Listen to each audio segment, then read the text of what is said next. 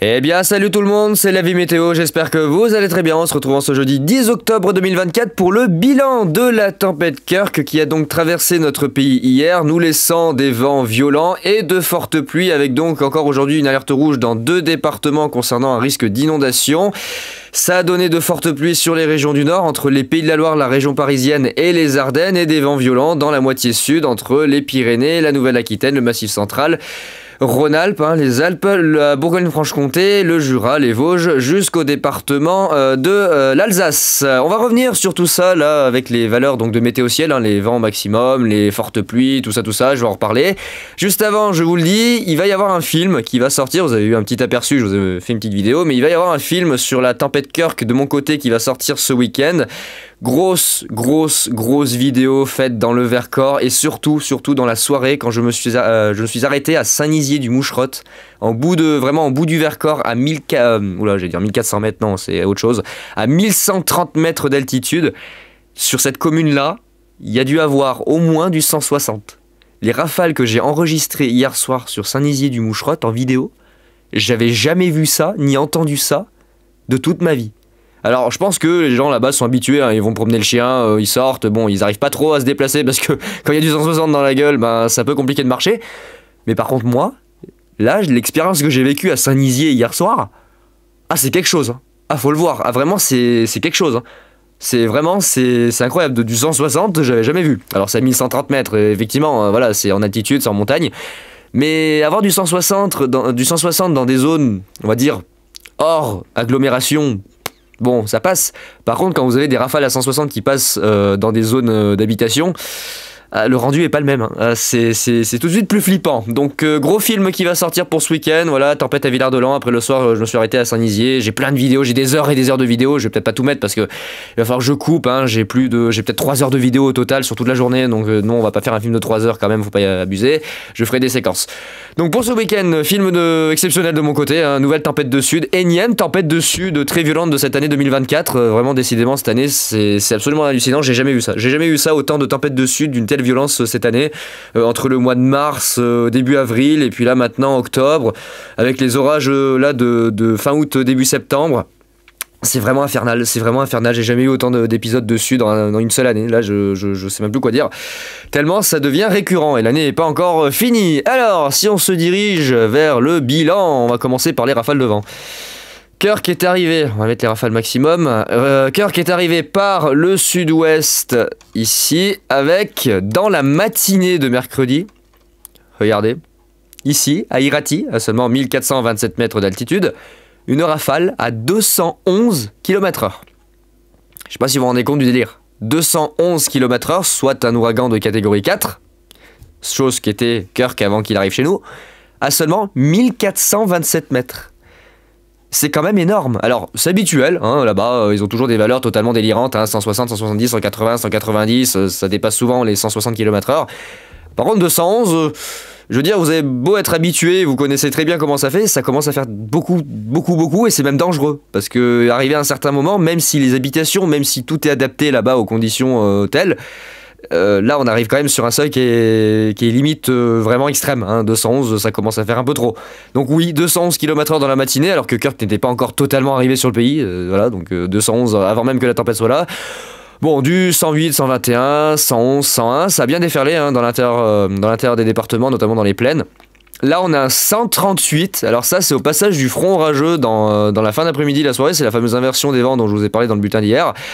À Péyrus-Grande, dans le Gers, voilà, 138 km/h au passage de l'inversion venteuse et au passage de la ligne de grain qui a donné des orages, d'ailleurs, près des frontières ici des Pyrénées-Atlantiques, je vous l'avais dit. Orages qui ont circulé, mais là, regardez, 138. Une station, 138. Donc, c'est vous dire à quel point les phénomènes ultra localisés peuvent être difficiles à prévoir, et en témoigne ce 138. Les Hautes-Pyrénées, finalement, pas tellement touchées, 103, 117. Bon, là, c'est au passage du front dans les plaines, 100, 101, 105, mais au final, ça va, ils ont été plutôt épargnés. Donc le sud-ouest, ça va. Un petit peu plus au nord, là, côté centre Nouvelle-Aquitaine, entre les Landes et la Gironde, 96, 89, ça va, c'est soft, hein, il n'y a rien d'exceptionnel. Par contre, là où je suis pas allé voir, c'est l'Espagne, il faudra qu'on aille voir tout à l'heure. Ensuite, c'est remonté un petit peu plus au nord en direction des Charentes, avec du 80-90 dans l'intérieur des terres. Ça correspond plutôt à mes prévisions, j'avais dit entre 85... Alors, la tranche de mes prévisions était 85-110. Bon, on y est, hein, 88, 84, ça va, 108, 92, 88, 93. Donc pour le coup, ben, je me débrouille très bien pour mes prévisions. Je suis assez content parce que dans l'ensemble, un bon bilan, hein, pour moi en tout cas, concernant mes prévisions, plutôt que de parler des modèles et vous dire bah oui, mais non, peut-être que, je sais pas. Bah voilà, je vous ai fait mes prévisions et au final, j'ai eu raison. J'ai eu raison d'avoir fait mes prévisions puisque bah, il s'avère que mes analyses se sont portées justes, en tout cas en grande partie, juste avant que Kirk arrive. Regardez, 95, 89, 91, j'avais dit, hein, 85, 110, 89, 91, vous voyez que là ça concerne essentiellement la moitié sud du département, c'est localisé, donc, mais ça concerne quand même, voilà, il y a 91 pour le département. Donc là, on va vers le massif central, non, j'ai dit le massif central, l'Auvergne-Rhône-Alpes. Voilà, le massif central, 127 km/h sur les hauteurs du Puy-de-Dôme, hein, classique, ça j'ai envie de vous dire. Un petit 79 à Clermont-Ferrand, ça n'a pas trop déferlé, je m'attendais à mieux, mais effectivement Clermont-Ferrand a été épargné pour cette fois. 118, 121, 101, 109, voilà, ça a bien soufflé en montagne. 101, là sur Rhône-Alpes par contre ça a vraiment soufflé sur Rhône-Alpes avec voilà, 95 à Saint-Étienne, bon c'est classique, hein, ils ont eu beaucoup plus fort en 2021. 103, 112, 100, 104, là le Rhône fortement touché quand même, le Rhône, hein, 113 à Mions et 113 à Lyon-Bron, c'est quand même pas mal, hein, 113 ça commence à faire beaucoup. Il y a eu des chutes d'arbres hein, d'ailleurs de ce côté-là, 109, 122, 90, 84, et puis là on arrive à l'Ardèche aussi, 90, 95, 90, 80, 84, 80, pas mal de 80, 90, hein. Et puis là on arrive chez moi, là on arrive vers moi, donc 91 à Bourgoin, ça c'est habituel, 100 km/h à Coublevis, là ça commence à faire. Je vous avoue que c'est pas très souvent que le vent de sud arrive à atteindre 100 km/h du côté de Coublevis, c'est pas, voilà, c'est pas banal, c'est pas exceptionnel non plus, mais c'est pas banal que le vent de sud arrive à déferler sur le nord de Grenoble au niveau de Voiron-Coublevis à 100 km/h, hein, ça arrive pas souvent. Donc 100 au nord de Grenoble, alors là par contre les valeurs sont pas à jour, attendez. Voilà, dans la matinée, 84 à Grenoble-CEA au nord de la ville. Et puis là, il y a moi, là. Là, il y a moi, ici, à Villard-de-Lans, avec mon petit 139 km/h qui s'est baladé dans le plus grand des calmes. Alors, 139 à la station de Villars, à 1027 mètres, qui est au nord de la ville. Elle n'est pas, quand je suis allé à Météo France, la station, j'ai vu, elle n'est pas à Villars même, elle est sur des plateaux au nord de la ville. Moi, j'étais au sud de la ville, à plusieurs kilomètres au sud, de 2 km à peu près, sur la butte de l'ancienne piste de luge des JO de 68, à 1100 mètres d'altitude. Bah, je peux vous dire que là, on tape plutôt les 140, 150 dans cette zone-là. Et puis, bah, dans la soirée, je suis allé à Saint-Nizier-du-Moucherotte, et puis bah, là, ça tape les 160. Hein. Là, Saint-Nizier, c'est en bout de course du Vercors, c'est dans l'alignement en fait des pics rocheux. Ils se prennent toute la compression du vent dans la gueule. Il faudrait vraiment que je refasse des observations et des mesures là-bas, parce que ce que j'ai vu hier soir, mais... Oh là là, le bruit ça fait dans les baraques, dans les ruelles, dans les maisons, le ronflement qui se dégage. Vous avez l'impression que ça va tout arracher. Donc ouais, Saint-Nizier-du-Moucherotte, très probablement du 160, mais il n'y a pas de station pour le confirmer, donc voilà. La dent de Crawl qui est là, hein, juste au nord, des rafales à 200 km/h, donc j'ai envie de vous dire tout est possible, hein. Le gars a mesuré 200 à la main, et avec des vents moyens à 130, donc bah, comme quoi, hein, voilà. 81 au Versous, c'est plutôt pas mal, donc j'avais dit 84 à Grenoble, 132 à Champs-Rousses, ça c'est classique. 114 à l'Alpe d'Huez, un petit 119, quand même 103 au lac d'Aix-les-Bains hier soir au passage du front pluvieux, hein. Il y a eu un front pluvieux orageux qui s'est développé sur le Nord-Isère, ça donnait 103 sur le lac d'Aix-les-Bains, un petit 165 du côté de Chamonix, 113, bon ça n'a pas trop soufflé en pleine, hein. Vous voyez, Chamonix-Mont-Blanc 62, ça n'a pas trop déferlé. Après on va aller vers la Bourgogne-Franche-Comté, Bourgogne-Franche-Comté aussi vous avez pris tarif, hein. Avec donc, je vérifie que les valeurs sont toujours bien à jour, un petit 122 au Mont-Saint-Vincent, ça va, tranquille, 96, 100, 95, 111, 107, là 119 à 1133 mètres, 126, 92, 91, donc voilà, c'est plutôt conforme aux prévisions, hein, 80, 90, localement 90, 100, voire voilà, 100, 110 dans ce cas-là, entre Lons-le-Saunier et Doltavo. 98, 93, 95, 91, 91, donc là on a quelque chose d'assez homogène. 110, 96, 104, 120, 112, 139, 91, 89. Et ensuite, on va se diriger vers le Grand Est avec 122 à 590 mètres, 112 à 1065 mètres, voilà, 98, 95, 85, 80, 82, 89, 90, 93, 91, 95. Voilà, ça a bien soufflé. Hein. Ça a bien soufflé. Je vois là aussi, ah oui, Mulhouse, quand même 113. Là, il y a un joli 158 km/h à 1400 mètres. Oh la vache. 109, 122. Ah, vraiment, ouais, c'est vous dire hein, à quel point on peut avoir des rafales de vent absolument démentielles. Hein. Vous voyez, à peu près à 1100 mètres, entre 1100 et 1200 mètres, on tape les 140, 150, si c'est pas plus. Hein. Donc voilà, pas mal de vent. Là, un petit 101 qui se balade. Pas mal de vent, hein, tout ça. On voit la délimitation venteuse qui s'est bien faite. Et je crois qu'il y en a peut-être un peu en Bretagne, non même pas. Bon, il y en a eu moins. Parce qu'il était prévu quand même un peu de vent en Bretagne, mais il y en a eu moins que prévu. C'est surtout les fortes pluies. Donc voilà, côté vent, ça a été plutôt intense. Jusque du côté de la Méditerranée, hein, regardez, 110, là 141. Alors là, ils ont quand même eu 141. Hein, c'est important, hein, seulement 770 mètres, ça commence à faire 141. Ça commence à faire beaucoup. Voilà, 108, 94, 118, 105, là j'avais dit 119. Et puis même près de la Méditerranée, ça avait bien soufflé, là. Vous voyez, 99, 107, 86... 89, 93, 70, ouais, voilà, il y a eu pas mal de vent quand même. Hein. 84, 81, et puis c'est remonté jusqu'à chez moi avec des rafales absolument aberrantes. Voilà, donc ça c'est côté vent, ça a beaucoup soufflé, hein, comme c'était prévu, c'est plutôt pas mal. Hein. Moi je suis très content de ce que j'ai eu dans le Vercors, pour le coup, encore une sacrée vidéo à vous montrer, et surtout de sacrés trucs à vivre.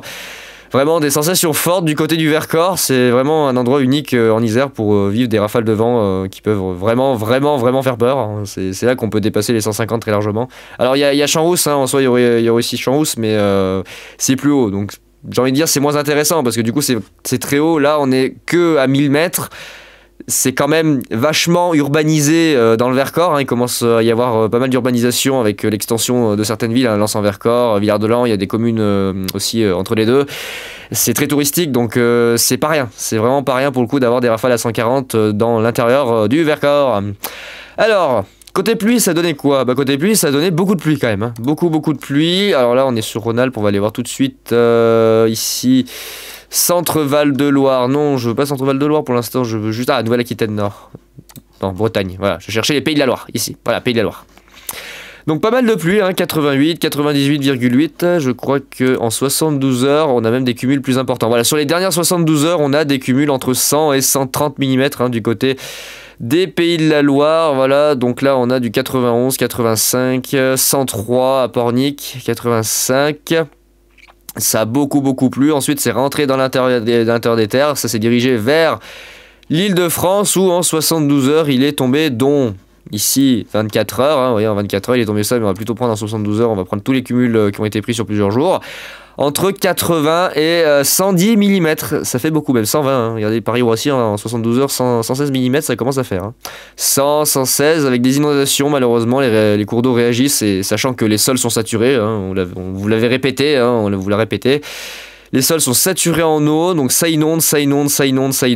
Et ensuite, voilà, la région parisienne. Et ensuite, ça s'est dirigé vers le nord-est, en direction des Ardennes. Buggy la station là.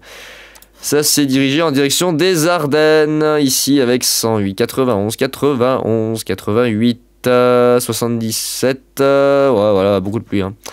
Beaucoup de pluie sur le nord du pays, avec malheureusement toujours une alerte rouge en vigueur.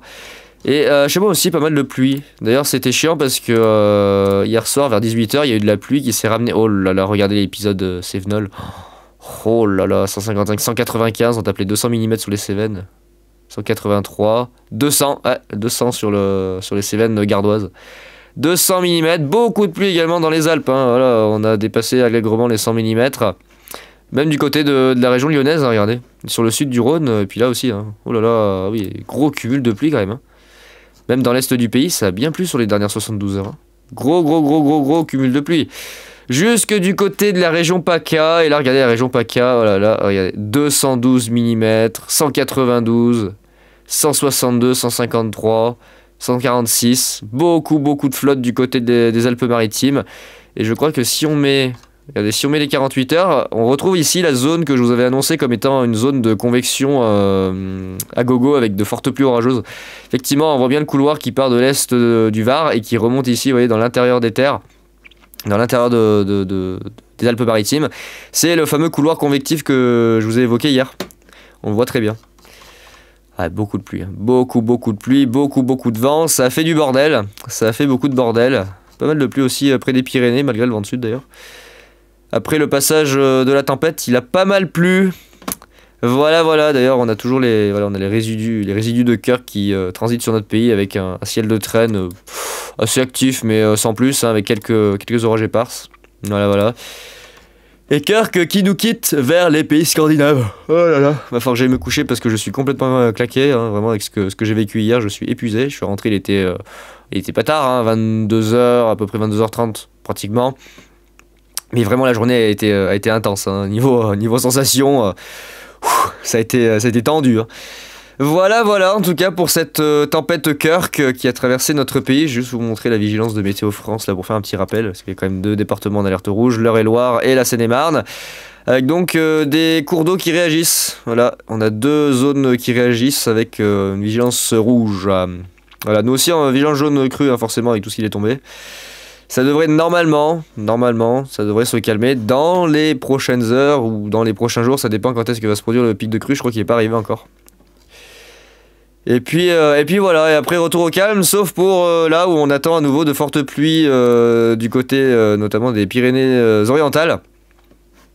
Apparemment les modèles commencent à réagir sur un épisode pluvieux assez important de ce côté-là. Eux qui n'ont pas d'eau, bah là pour le coup ils pourraient peut-être en avoir un peu trop. Et puis voilà, bon bah écoutez les amis, je vais vous laisser. Moi c'est tout ce que j'avais à vous dire sur le bilan de cette tempête Kirk, qui pour le coup a quand même été assez virulente, hein. Les modèles se sont bien foutus de nous parce que ils sont partis très haut, puis après ils sont tombés très bas sur un jour, et puis le lendemain ils ont tout remonté. À Rome, sur les dernières modélisations, le jour de Kirk, il a complètement explosé les valeurs de vent sur Rhône-Alpes. Il a fait x2 carrément, il a fait un x2 sur certaines zones. Donc je sais pas qu'est-ce qu'il leur a pris au modèle, mais ils se sont vraiment foutus de nous là. Pour le coup j'étais pas très content parce que je me suis dit, sérieux, comment voulez-vous qu'on arrive à faire des prévisions fiables si déjà les modèles nous font ça quoi. Regardez, là il y avait rien. Là il y avait rien. Et là regardez, paf. Là ça a fait x2 sur la vallée du Rhône. Regardez la zone de Romardèche-Isère. Il a augmenté les valeurs, mais au d'un coup, regardez. C'était un truc de fou, comment il a augmenté les valeurs. Oh. Énorme. Alors qu'il y avait, regardez, le 0Z, il y avait rien.